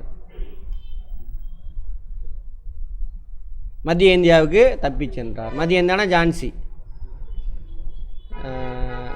நானா சாஹிப் எங்கே ஓடிடுறாரு? நேபாளுக்கு. அங்கேருந்து இப்போ வரைக்குமே இந்த இவனுங்க இங்கே அயோக்கியத்தனம் பண்ணுறவங்களாம் நேபாள் வழியாக தான் ஓடுவானுங்க. இந்த சாமியாரெலாம் ஓடினவங்களாம் பாருங்கள், நேபாளில் தான் போய் பிடிச்சிட்டு வந்துருப்பானுங்க. ஆமாம் தானே? பாருங்கள். தப்பி அங்கு தூங்கும் பொழுது அவர் கைது செய்யப்பட்டார். ராணி லட்சுமிபாய் போர்க்களத்தில் கொல்லப்பட்டார். இதெல்லாம் ஒழுங்காகவே சொல்லலை அவனுங்க. அடுத்தது எங்கே? மத்திய இந்தியாவில் கன்வர் சிங் மற்றும் கான் பகதூர் கான் ஆகிய இருவரும் போரில் இறந்தனர். கன்வர் சிங் இவங்க எந்த ஏரியாவாக இருப்பாங்க? அயோத்தியாக இருக்கும். அயோத்தி அந்த மாதிரி. லக்னோ இங்கே இருக்கா? லக்னோ இங்கே இருக்குது பாருங்கள். லக்னோ இங்கே இருக்குது, கான்பூர் இங்கே இருக்குது. அது மாதிரி அயோத்தி இந்த இடத்துல தான் இருக்கும். அயோத்தியில் யார் யார்? கன்வர் சிங் மற்றும் கான் பகதூர் கான். அடுத்து அயோத்தியோட பேகம் அஸ்ரத் மகால் நேபாளத்தில் மறைந்து வாழும் நிலைக்கு தள்ளப்பட்டார். அவங்கள நேபாளத்துக்கு ஓடிடுறாங்க. அயோத்தி பேகம். இவ்வாறாக புரட்சி முழுவதும் அடக்கப்பட்டது.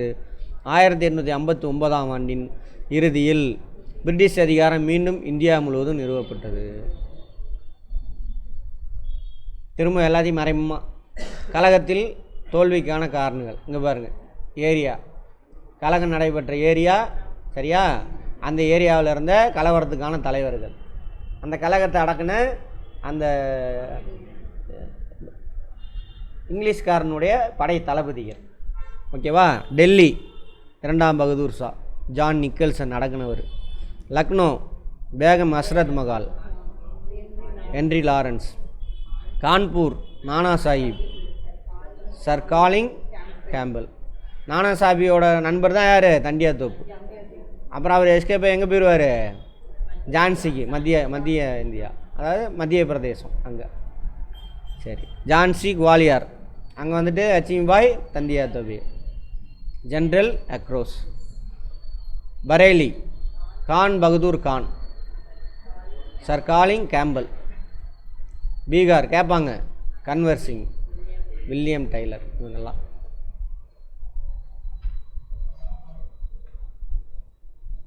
தோல்விக்கான காரணம் நம்ம முன்னாடியே பேசினது தான். தலைவர் இல்லை, அது இல்லை, ஒருங்கிணைப்பு இல்லை. ஒருங்கிணைப்பு, ஒழுக்கம், கட்டுப்பாடு, பொதுவான திட்டம், மையப்படுத்தப்பட்ட தலைமை, நவீன ஆயுதம், தொழில்நுட்பம் எதுவுமே இல்லை புரட்சியாளர்கிட்ட. பட் இதெல்லாம் யார்கிட்ட இருந்துச்சு? இங்கிலீஷ்காரன். சரிங்க. கழகத்தில் ஈடுபட்டவர்கள் ஆங்கில படைத்தளபதிக்கு இணையானவர்கள் இல்லை. படைத்தளபதிக்கு அவனுக்கு வெல் ட்ரெயின்டு. லட்சுமிபாய், நானா சாஹிப், தண்டியா தோபி ஆகியோர் தைரியமானவர்கள், ஆனால் சிறந்த தளபதி இல்லை. தைரியமானவங்களாமா? தளபதினா என்ன பண்ணணும்? வழி நடத்த தெரியணும். வங்காளம், பம்பை, சென்னை, மேற்கு பஞ்சாப், ராஜபுதனம் ஆகிய பகுதியில் புரட்சிகள் கலந்து கொள்ளவில்லை. ஆமாம் தானே? இவங்களாம் யாரும் கலந்துக்கல. அப்பயும் மகாராஷ்டிராவை சொல்ல பாருங்கள். இவனுங்க எல்லாம் பொடி வச்சே பண்ணுவானுங்க. அவங்களுக்கு தெரிஞ்சால் தானே கலகத்தில் ஈடுபடுவாங்க. அங்கே நடக்கிறது இங்கே எப்படி தெரியும்? எல்லா இடத்துக்கும் சொல்லிவிட்டு சேர்ந்து போகிறோன்னா அதெல்லாம் அப்போ ஒரே நாடு கிடையாது. ஒவ்வொரு அங்கேயே எல்லாமே என்னது ஏகப்பட்ட நாடு. இது ஒவ்வொன்றும் ஒவ்வொரு நாடு, ஒவ்வொரு புள்ளியும் ஒவ்வொரு நாடு. அப்போ நம்மளாம் சேர்ந்தெல்லாம் இல்லை. அதே எப்படி இவன் சண்டைக்கு போவாங்க? அவன் ஏரியாவில் பிரச்சனை, அவன் சண்டை போடுவான். இன்னமும் அதை சொல்லிட்டு தர்றானுங்க அங்கே. நீங்கள் மதராசி கேவலமாக பேசுவானுங்க. நீங்கள் போர்லாம் எங்கள் போராட்டத்தில் கலந்துக்கிட்டீங்களா, அது பண்ணிங்களான்னு. அதுக்கு முன்னாடி நாங்கள் எல்லாம் செஞ்சு முடித்து அடங்கி உக்காந்துருக்கோம். கடைசி காலம் போன கடைசியில் செஞ்சுட்டு கலந்துக்கலன்னு இவனுக்கு சொல்லி வச்சுருக்கானுங்க. இப்போ கூட பார்த்தீங்கன்னா அப்போ தெரியும், எலெக்ஷன் நடந்துச்சுல, அப்போ நம்ம தமிழர்களை திட்டுறோன்னு சொல்லிட்டு கருணாநிதி அவங்க ஃபேமிலியை திட்டிகிட்டு இருந்தானுங்க அங்கே உட்காந்து. பார்த்தீங்களா இல்லையா? போராட்டத்திலலாம் அந்தளவுக்கு நம்மளை எதிரியாக மாற்றி வச்சுருக்கானுங்க. ஏன்னா நம்ம அறிவுபூர்வமாக சிந்திக்கிறோம்ல, அதனால் அந்த மக்களை ஏமாற்றி வச்சுருக்கிறானுங்க. வாட்ச் பண்ணி பாருங்கள். எல்லாம் இந்த குரூப்போட வேலையே தான் அது. நவீன கல்வி கற்ற இந்தியர்கள் ஆங்கில ஆட்சி மட்டுமே இந்திய சமூகத்தை சீர்படுத்தி நவீனப்படுத்த முடியும் என நம்பினர். எனவே அவர்கள் புரட்சியை ஆதரிக்கலை. ஆமாம், வாய்ப்பு இருக்குது. நல்ல விஷயம். ஆமாம், அந்த படித்தவங்களாம் புரட்சியில் ஆதரிக்காமா. ஏன்னா இவன் தான் கொஞ்சம் கொஞ்சமாக சீர்திருத்திட்டு வரான். ஆமாம், சீக்கியர்கள், ஆப்கானியர்கள், கூர்க்கா படை. கூர்க்கானா நேபாளிலேருந்து வந்தவங்க. நேபாள் இருக்காங்களே, அவங்க இன்னமும் கூர்க்கா படை இருக்குது நம்மக்கிட்ட. நேபாளில் உள்ள இந்தியாவில் வந்துட்டு ஆர்மியில் சேர முடியும் ஈஸியாக. தெரியுமா? எத்தனை பேருக்கு தெரியும்? அதுமாதிரி சீக்கியர், ஆப்கானியர், கூர்க்கா. விசுவாசத்தை ஆங்கிலேயர் பெற்றனர். புரட்சியை அடக்குவதில் கூர்க்கா படையினர் ஆங்கிலேயருக்கு உதவினர். நேபாளிகள் இருக்காங்கள, அவங்க ஆங்கிலேயர் சிறந்த ஆயுதங்கள், சிறந்த தளபதி, சிறந்த ஒருங்கிணைப்பை கொண்டிருந்தனர். அப்படியே நமக்கு அப்படியே ஆப்போசிட். இதெல்லாம் தான் காரணம், தோல்விக்கு காரணம். கழகத்தோட விளைவு என்ன சார்? கழகம் இந்திய வரலாற்றில் ஒரு திருப்பு முனையை ஏற்படுது. அது நிர்வாக முறை மற்றும் அரசின் கொள்கையில் மாற்றங்களை ஏற்பட வழிவகுத்தது. அப்புறம் அந்த விக்டோரியா பேரறிக்கை இருக்குல்ல, அதில் என்ன சொல்லுவாங்கன்னா, இனிமேலா இந்தியாவில் எந்த நிலப்பகுதி நாங்கள் என்ன பண்ண மாட்டோம், கைப்பற்ற மாட்டோம். அதை அப்படியே ஃபாலோ பண்ணுவாங்க. 57க்கு முன்னாடி எந்த லேண்டை கைப்பற்றணுமோ அது மட்டும் தான் எங்கள்கிட்ட இருக்கும். அதனால தான் பார்த்தீங்கன்னா நம்ம சுதந்திரம் அடையும் பொழுது ஒரு 500க்கு மேற்பட்ட சமஸ்தானங்கள் இருந்துச்சு. சமஸ்தானம்னாக்க சுதேசி அரசுன்னு சொல்லுவாங்க. மைசூர், ஹைதராபாத் நிசாமு, இவங்க எல்லாருமே 1858 வெளியிட்ட விக்டோரியா மகாராணியின் பேரறிக்கையின் மூலம் இந்தியாவின் நிர்வாகம் கிழக்கிந்திய கம்பெனியிடமிருந்து எங்கே போகுது, ஆங்கில அரசுக்கு மாற்றப்பட்டது. இப்போ தான் அரசாங்கத்துக்கே போகுது. ஒரு நாடு இன்னொரு நாட்டை பிடிக்கல. ஒரு நாட்டில் ஒரு சின்ன பிஸ்னஸ் கம்பெனி நம்ம நாட்டையே பிடிச்சி, நாடுனா ஒரு நாடு இல்லை, இங்கே இருந்து ஆயிரக்கணக்கான நாட்டை பிடிச்சி அவன் லேண்டாக மாற்றிக்கிட்டான். அப்போ என்னாச்சு, இங்கே இவனுங்களுக்குள்ளே ஒரு சில புல்லருவிகள் இருந்தானுங்க, அவனுங்க அங்கே போய் ஒட்டிக்கிட்டானுங்க. அவன் மூலியமா தந்திரமாக இவனுங்க எல்லாத்தையும் பிடிச்சானுங்க, பிடிச்சி ஒரே நாடாக மாற்றினானுங்க. சரி, கவர்னர் ஜெனரல் அதன் பிறகு வைஸ்ராய் என அழைக்கப்பட்டார். கவர்னர் ஜெனரல் ஆஃப் இந்தியா அப்படிங்கிறவர் என்னது, வைஸ்ராய் ஆஃப் இந்தியா, இந்திய வைஸ்ராய். அடுத்தது கேட்பாங்க, கடைசி கவர்னர் ஜெனரல் யார்? கானிங். முதல் வைஸ்ராய் யார்? அவரே தான். Very good. இயக்குனர் குழு கட்டுப்பாட்டு வாரியம் நீக்கப்பட்டு இந்திய விவகாரங்களை மேற்பார்வையிட செயலரின் கட்டுப்பாடு, அதாவது ஈஸ்ட் இந்தியா கம்பெனி இருந்துச்சா, அதில் 2 இருக்கும். ஒன்று பிஸ்னஸை பார்க்குறது இயக்குனர் குழு, இந்தியாவோட அரசாங்கத்தை பார்க்குறதுக்கு கட்டுப்பாடு வாரியம், போர்ட் ஆஃப் கண்ட்ரோல் அப்படின்னு இருக்கும். போர்ட் ஆஃப் கண்ட்ரோலை கலைச்சிருவாங்க. இனிமேல் நீ இயக்குனர் குழு மட்டும் வச்சுக்கோ, பிஸ்னஸை பார்த்துக்கோ. ஈஸ்ட் இந்தியா கம்பெனியில் அந்த board of control, East India கம்பெனியில் போர்ட் ஆஃப் கண்ட்ரோல் அந்த இடத்துக்கு யாரை கொண்டு வந்து உட்கார வைக்கிறாங்கனாக்கா, பார்லிமெண்ட்டில் ஒரு செக்ரட்டரியேட். இப்போ இந்தியாவிலே பார்த்தீங்கன்னா தெரியும், இப்போது வேளாண் துறை அப்படின்னாக்கா வேளாண் துறைக்கு ஒரு செயலாளர் இருப்பார். அவருக்கு கீழே நிறையா அசிஸ்டன்ட் செயலாளர் அவங்களாம் இருப்பாங்க. அதே மாதிரி இந்தியாவோட நிர்வாகத்தை பார்த்துக்கிறதுக்காக பிரிட்டிஷ் பார்லிமெண்ட்டில் ஒரு செயலாளர், அவருக்கு கீழே 15 பேர் கொண்ட குழு, கவுன்சில். இந்த கவுன்சில் தான் இந்தியாவில் இருக்கக்கூடிய எல்லா விவகாரத்தையும் அங்கேருந்து பார்த்துக்குவாங்க. சட்டம் ஏதாவது வேணும்னா இந்த குழு தான் சட்டத்தை உருவாக்கி, அதாவது மசோதா உருவாக்கி பார்லிமெண்ட்டில் கொண்டு போய் பாஸ் பண்ணி இந்தியாவுக்கு அனுப்பி வைப்பாங்க. அதனால தான் இதுக்கப்புறம் வந்த சட்டங்கள் அனைத்தும் கவுன்சில் ஆக்ட் அப்படிம்பாங்க. கவுன்சில் சட்டம் 1858 அப்புறம் பிரிட்டிஷ்லேருந்து வந்த சட்டம், எல்லா சட்டத்துக்கு பேர் என்னது? கவுன்சில் ஆக்ட், கவுன்சில் சட்டம் அல்லது இந்திய அரசு சட்டம். அதுக்கு முன்னாடி ஈஸ்ட் இந்தியா கம்பெனிக்கு போட்டு கொடுத்தான்ல, அந்த சட்டத்துக்கு பேர் என்ன? Chartered act. East India company கொடுத்தாலும் பவர் இந்தியாவில் நிர்வாகம் மாறு அப்படின்னு, அதுக்கு பேர் என்னது? Chartered act. தமிழில் என்னது? பட்டய சட்டம். 1773 போட்டிருப்பானுங்க வரிசையாக, 20 ஆண்டுக்கு ஒரு தடவை. ஓகேவா? ரைட். அதுதான் இது. இந்திய இராணுவம் முற்றிலும் மாற்றி அமைக்கப்பட்டது. அதிகப்படியான ஆங்கிலேயர்கள் இராணுவத்தில் பணியமர்த்தப்பட்டனர். இந்தியர்கள் அதிகமாக இருக்கனால தான் அது பிரச்சனையாச்சு. அப்போ ரேஷியோவை குறைக்கிறான், இந்தியர்களுடைய அளவை குறைச்சி அவனோட ரேஷியோவை அதிகப்படுத்துகிறான், இங்கிலீஷ்காரனை அதிகப்படுத்துகிறான். பிரித்தல் மற்றும் எதிர் தாக்குதல் என்ற கொள்கை ஆங்கில இராணுவ கொள்கையில் ஆதிக்கம் செலுத்தியது. எதுக்கு சொன்னான்னு தெரில. Right, okay. உண்மையில் 1857 ஆண்டு புரட்சி இந்திய மக்கள் அனைவரையும் ஒருங்கிணைத்து இந்தியா ஒரே நாடு என்ற உணர்வை கொண்டு வருவதில் முக்கிய பங்கு வகித்தது. அப்படிலாம் கிடையாது, சும்மா அவனுங்களை விட்டுறானுங்க. பெரும் புரட்சி நவீன தேசிய இயக்கம் தோன்ற வழிவகுத்தது. அதெல்லாம் கிடையாது, அதெல்லாம் சும்மா ஏமாத்து வேலை. பின்னாடி வருது பார்ப்பேன் இவனுக்கு சும்மா. சரி, இருந்தாலும் இதை எடுத்து வச்சுக்கோங்க. 1857 ஆண்டு பெரும் புரட்சி 20ஆம் நூற்றாண்டின் தொடக்கம் இருந்தது. இங்கே பாருங்க, உடனே அவரை கொண்டு வந்துடுவாங்க. ஒரு பெரிய அப்படியே அப்பாட்டாக்கர் வீடி சவார்கர் முதல் இந்திய சுதந்திர போர் என்ற தனது நூலில் 1857 ஆண்டு பெரும் புரட்சியை ஒரு திட்டமிட்ட தேசிய சுதந்திர போர் என விவரிக்கின்றார். எங்கே திட்டம் போடுறானுங்க? ஒரு திட்டமும் கிடையாது. அங்கங்கே கழிச்சு இவரை கொண்டுட்டு வரணுமாம்மா. அவர் பேரை இங்கே நீங்களாம் தெரிஞ்சுக்கணும். ஸ்கூல்லையே பசங்க நீங்கள் படிக்கிறப்பெல்லாம் அந்த பேரை கேள்விப்பட்டிருக்கீங்களா? இல்லை. இதில் ஒரு வீர் சாவர்கர். ஆமாம், வீர் சாவர்கர் கதையாக விடுவானுங்க. வீரரும் கிடையாது, தீரரும் இல்லை. அதனால் என்ன பண்ணியிருக்கிறான்? ஆங்கிலேயருக்கு ஏதாவது லெட்டரெல்லாம் எழுதியிருக்கான், பத்திரிக்கைலாம் போட்டிருக்கான். உன்னை பிடிச்சிட்டு போய் ஜெயிலில் அடைச்சிட்றாங்க. எங்கே? அந்தமானில். அப்புறம் கெஞ்சி கூத்தாடி ஒரு 10-15 லெட்டர் எழுதி, ஐயா இனிமேல் அவங்க பிரிட்டிஷ்க்கு எதிராக நான் எதுவுமே பண்ண மாட்டேன், என்னை விட்டுருங்க, உங்களுக்கு ஆதரவாக இருக்கிறேன் அப்படின்னு எழுதி கொடுத்துட்டு அப்புறம் கடைசியில் ரிலீஸ் பண்ணுவானுங்க. அப்புறம் கடைசி வரைக்கும் பிரிட்டிஷ்காரனுக்கு ஆதரவாக தான் இவங்க என்ன பண்ணாங்க, இருந்தாங்க. அதேமாதிரி 2வது உலக போர் அப்போலாம் காங்கிரஸ் பிரிட்டிஷ்காரனுக்கு எதிராக இருக்காங்க. இந்திய இராணுவத்தில் இருக்கக்கூடிய இந்திய இராணுவ வீரர்கள்லாம் பிரிட்டிஷ்க்கு எதிராக என்ன பண்ணுறாங்க, எதிரணியில் போய் சரணடைவாங்க. அப்போ இங்கே இருந்த இந்த குரூப் என்ன பண்ணானுங்கனாக்கா, ஐயோ பிரிட்டிஷ் ஜெயிக்கணும், நீங்களாம் என்ன பண்ணுங்கள், பிரிட்டிஷ் இராணுவத்துக்கு போய் சப்போர்ட் பண்ணுங்கள் இளைஞர்களை அப்படின்னு கூவின குரூப் இவனுங்க. ஆனால் கேட்டால் வீர் சாவர்கர். இதில் வேற அங்கே அது பரவாயில்ல, இந்த குடும்பம் பரவாயில்ல. இந்த காலத்துலேயும் பாருங்கள், கர்நாடகாவில் ஸ்கூல் புக்கில் இவர் அந்த அந்தமான் சிறையில் அடைச்சி வச்சுருந்தாங்களே, செல்லுலார் ஜெயில்னு சொல்லுவாங்க. ரொம்ப அங்கே போனாலும் இந்த என்ன படம், இருவரில் சிறைச்சாலைன்னு ஒரு படம் இருக்கும், மோகன்லால் இவங்கெல்லாம் நடிச்சிருப்பாங்க. அது பாருங்கள், ரொம்ப கொடுமையான. அந்தமான் சிறையில் போய் அடைக்கப்பட்டானா உயிரோடு திரும்ப வர்றது கஷ்டம். சிறைச்சாலைன்னு ஒரு படம் இருக்கும், மோகன்லால் பிரபு இவங்கெல்லாம் நடிச்சிருப்பாங்க, பாருங்கள் நல்லாயிருக்கும். அங்கே சின்ன தீவு, அங்கே ஒரு செல்லுலார் ஜெயிலுன்னு நினைக்கிறேன் அது பேர். அங்கே போய் அடைச்சாங்கன்னா ரிட்டன் வரதே கஷ்டம், உயிரோடு வரவங்களாம் ரொம்ப கம்மி. அங்கே அடைச்சி வச்சுருப்பாங்க. ஒரு அங்கேருந்து நம்ம நாட்டை பார்க்குறதுக்கு ரொம்ப எப்படி இருக்குது நாடு, நம்ம மக்கள்லாம் ரொம்ப அவஸ்தைப்படுவாங்களேன்னு சொல்லிட்டு பார்க்குறதுக்காக அப்பப்போ ஒரு பறவை வருமாமா ஜன்னலுக்குள்ளே.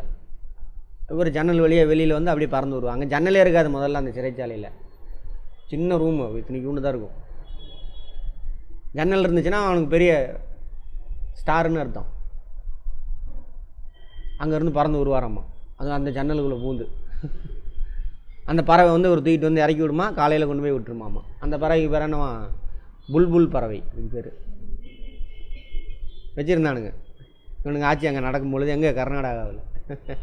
வரலாற்றை எப்படி திரிக்கிறானுங்க பாருங்கள். இதுக்கு தான் அவனுங்க நீட்டுன்ற பேரில் புத்தகத்தை மாத்திர கேட்டால் அவங்களாம் அறிவாளி ஆக்குறோம், இவனுங்களாம் அவங்கள அழிச்சிட்டானுங்க, நீங்களாம் முட்டாளாக இருக்கீங்க அப்படின்னு கதையை சொல்லி நீட்டுன்னு ஒன்றை கொண்டு வந்து புத்தகத்தை வாங்கி வரலாறு மாற்றிக்கிட்டு இருக்கானுங்க. வேறு ஒன்றுமே கிடையாது. சரி, பழைய புக்கு எடுத்து படித்து பாருங்களேன், இன்னும் நல்லாயிருக்கும். பீஹெட்டட் தூக்கிலிடுதல், காட்டிக்கோடு பெட்ராய்டு, தோட்டா காட்ரிட்ஜ் புல்லட்டு, முடிவாக ஈவென்ச்சுவலினா முடிவாகவா இந்த எண்டு. காலாட்படை இன்ஃபேண்ட்ரி. கப்பம் ட்ரிபியூட். கூட்டம் ஸ்வாம் க்ரௌடு. சரி ரைட். பாருங்கள் ஆன்சர் பண்ணுங்கள். பாளையக்காரர் முறை ஏற்படுத்தப்பட்ட ஆண்டு 1529 19 29 வட இந்தியாவில் யாரோட ஆச்சு? 1529 முகலாயரோட ஆச்சு. சரி. பாளையக்காரர் முறை யார் ஏற்படுத்தினது? மதுரை நாயக்கர். யார்? என்னது? பாளையக்கார் விஜயநகரமா? விஜயநகரத்துக்கு கீழே வந்து நாயக்கர். அந்த நாயக்கரில் ஒருத்தர் உருவாக்குனது பாளையக்காரர். யார்? விஸ்வநாத நாயக்கர். ரைட். பின்வரும் தமிழ்நாட்டு பாளையக்காரர்கள் ஆங்கில ஆட்சியை எதிர்த்ததில் முன்னோடி அதுதான். எந்த வருஷம் முதல்ல? 1758 58 தானே?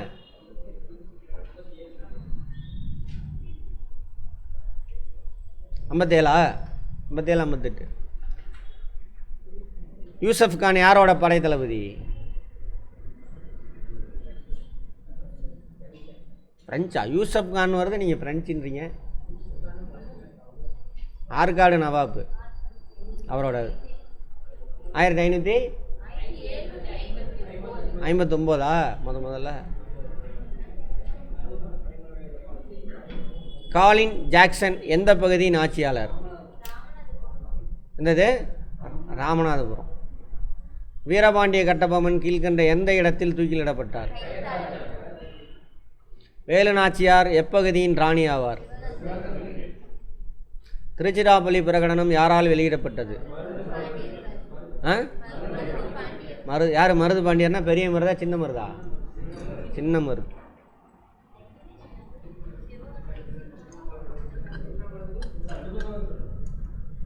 ரெண்டு பேருமேவா? மருது பாண்டியர்கள். அடுத்தது கீழ்கண்டவைகளுள் தீரன் சின்னமலையோடு தொடர்புடைய பகுதி?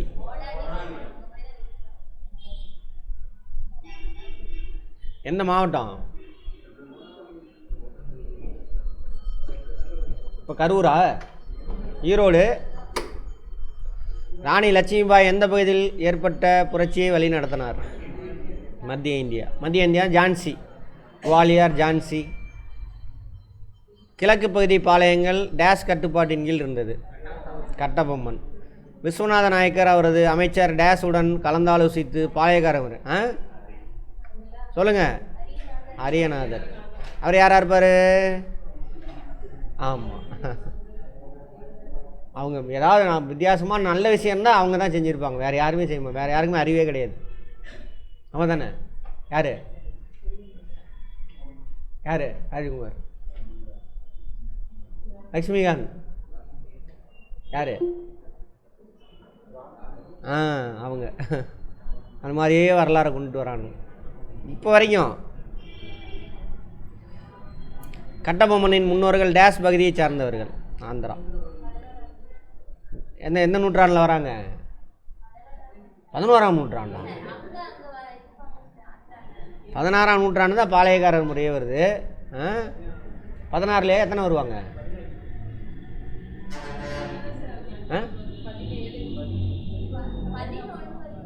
11 வராங்களா? 11 வந்துட்டாங்களா? சரி ரைட். 11 யார் இருப்பாங்க அந்த ஏரியாவில்? 11 யார் ஆட்சி செஞ்சிட்டு இருப்பாங்க? பாண்டிய நாடு யார் கண்ட்ரோலில் இருக்குது 11ஆம் நூற்றாண்டில்? சோழர்கள் கண்ட்ரோலில். அப்புறம் தான் பாண்டியர்கள் மீண்டும் மேலே வருவாங்க 13ஆம் நூற்றாண்டில். டேஸ் தமிழர்களால் வீரமங்கை எனவும் தென்னிந்தியாவின் ஜான்சி ராணி என அழைக்கப்பட்டார்? வேலு நாச்சியார். வேலு நாச்சியாரோட அசிஸ்டண்ட்டு யார்? குயிலி. டேஸ் சிவகங்கையின் சிங்கம் என அழைக்கப்படுகிறார்? யார்? சின்னமருது. அவங்க என்ன ராஜாவா? இவர் படைத்தலைவர். அவங்க அண்ணனை தான் ராஜாவை கொண்டுட்டு வருவாங்க. அது வேலுநாச்சியாருக்கு அப்புறம். வேலுநாச்சியாரோட படை தளபதி ஆக்சுவலாக அவங்க ரெண்டு பேரும். 1857ஆம் ஆண்டு புரட்சி. டேஸ் என்பவர் முதல் இந்திய அந்த ஆளு பேர் வேண்டாம். எனக்கு பிடிக்கல. அடுத்தது டெல்லி, கான்பூர், ஜான்சி, பிரெய்லி,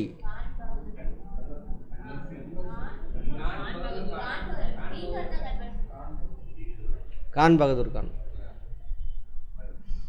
பீகார் சரியா தவறா? விஜயநகர ஆட்சியாளர்கள் தங்கள் மாகாணங்களில் நாயக்கர்களை நியமித்தனர். இன்டர்ன் நாயக்கர்கள் யாரை நியமித்தாங்க? பாளையக்காரர்கள். மொத்தம் எத்தனை பாளையக்காரர்கள்? மேற்கு பாளையக்காரர்கள் யார் தலைமையில் இருந்தாங்க? சிவசுப்பிரமணியன் என்பவர் மருது பாண்டியில் அமைச்சர் ஆவார்.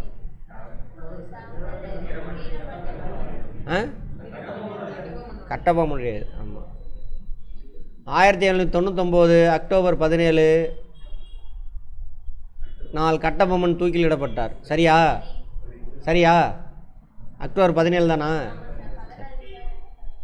திப்பு சுல்தானின் மூத்த மகன் பதே ஐதர் ஆவார். சரியா? ஆமாம். ஐதர் அவங்க அப்பா பேரை வச்சுருப்பாருன்னு பார்த்துருப்போம். இவர் எங்கே இருப்பார்? வேலூரில். வேலூரில் அந்த கழகத்துக்கு காரணமே இவர் தான். இவர் தான் தலைமையில். வேலூர் புரட்சி 1801 ஏற்பட்டது. சரியா? எத்தனை வருஷம்? 1806. ஏதாவது மனப்பாடம் பண்ணிங்களா தனியாக உட்காந்துருக்கு? இப்படி கதையாக புரிஞ்சு படிச்சிங்கன்னா அதெல்லாம் ஞாபகம் வந்துடும். நம்ம உட்காந்த ஈரை மட்டும் படிச்சிருந்தோம், அதை மறந்து போயிடும். படிச்சுக்கிட்டே இருக்கணும். சரியா? குட். 4ஆம் மைசூர் போருக்கு பின் திப்புவின் குடும்பத்தினர் வேலூர் கோட்டையிலிருந்து சிறை வைக்கப்பட்டனர். சரியா? சரி. வேலூர் புரட்சியின் போது வில்லியம் பெண்டிங் சென்னையில் ஆளுநராக இருந்தார். சரியா? தவறு. செக் பண்ணுங்க. சரி பார்ப்போம். ஆங்கிலேயருக்கு எதிரான வேலூர் கழகத்தில் வெற்றி இந்திய வரலாற்றில் ஒரு முக்கியமான நிகழ்வாகும். சரியா? வெற்றி. அது தோல்வி இல்லை, தோல்வி. அப்போ எது? 2 வரணும் கட்டாயம், 3 சரி. ஓகே, அவ்வளோதான். இது நமக்கு தெரியல, இருந்தாலும் 2 கட்டாயம் வரணும், மற்ற 2 வரக்கூடாது. அப்போ ஆப்ஷன் எது? இது. அப்படி போடலாம். ரைட். தவறான இணையை கண்டுபிடிக்க. மருதுபாண்டியர், கோபால் நாயக்கர் கரெக்டு. கேரளவர்மன், துண்டாஜி,